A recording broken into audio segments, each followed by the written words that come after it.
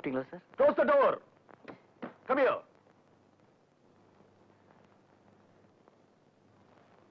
என்ன sir? Scoundrel சொன்ன வருத்தப்பட மாட்டியே? Your brother is a bloody scoundrel. என்ன சார் ஆச்சு? அனாவசியமா உன்னுடைய மனசை புண்படுத்த எனக்கு இஷ்டம் இல்ல. சார் அவன் இப்பதான் உங்க வீட்டுக்கே வரது இல்லையா சார்? ஆனா என் வாழ்க்கையில குறுக்க வரானே, அவ்வளவுதான் என்னால சொல்ல முடியும். இன்னைக்கு சாயந்தரம் நீ நானும் உன்னுடைய வீட்டுக்கு போறோம். உங்க அம்மாவை சந்திச்சு சில விஷயங்கள் பேசுறோம். மறுபடியும் அம்மாவா? ஆமா. அப்ப நான் இப்ப போய் தயார் பண்ணணும் சார். அம்மா வீட்டுல இருக்கணும் சொன்னோம். நாம வீட்டுக்கு போகும்போது அம்மா ஏதாவது கோயிலுக்கு போயிடக்கூடாது இல்லையா? இருக்கட்டும், வெயிட் பண்ணி பேசுவோம். உங்ககிட்ட சொல்றதுக்கு என்ன சார்? இப்ப எல்லாம் அம்மா கோயிலுக்கு போயிட்டாங்கன்னா அந்த ஆண்டு மீது இருக்கிற பக்தியில அப்படியே லயிச்சு போய் விடிய விடிய கோயிலே இருந்துவாங்க சார். அது பக்தி இல்ல, இந்திரனை போல ஒரு பொறுக்கி பயில பெற்று எடுத்துட்டோமே என்ற அங்கலாய்ப்பு. கோயிலே சத்தியாகிரகம். நாம வீட்டுக்கு போகும்போது அம்மா வீட்டுல இல்லைன்னா அது உங்க தானே சிரமம். எந்த கோயிலுக்கு போயிருக்காங்கன்னு கேட்போம், அங்க போய் பாப்போம். அது இல்லாம நான் இப்போ போய் சில அட்ஜஸ்ட்மெண்ட் எல்லாம் பண்ணணும் சார். என்ன அட்ஜஸ்ட்மெண்ட்? எனக்கு தெரியாதா? நான் வீட்டுக்கு வர்றதுனால டிஃபன் காஃபி எல்லாம் அரேஞ்ச் பண்ணணும். எனக்கு தேவையில்லை. நீ அம்மா மேல வச்சிருக்கிற பக்தியை பத்தி நான் ரொம்ப சந்தோஷப்படுறேன்.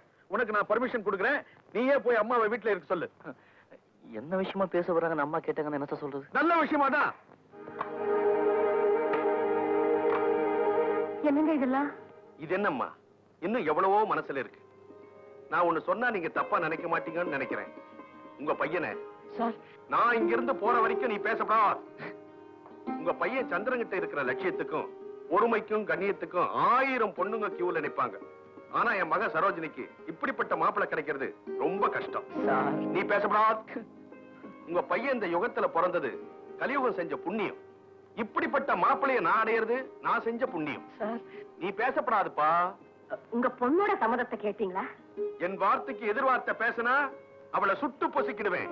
அது இல்ல சார், இந்த காலத்து பொண்ணு காதல் கீதல்னு ஏதாவது. அவ யாரையாவது காதலிக்கிறதா சொன்னா அவனையும் சுட்டு பொசிக்கிடுவேன்.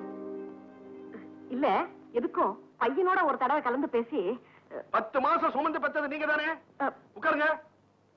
நீங்க சரின்னா அவன் மறுத்து பேச போறானா? தங்க கம்பி, நீ உட்காரு. வரமா, நீ பேசப்படாதப்பா.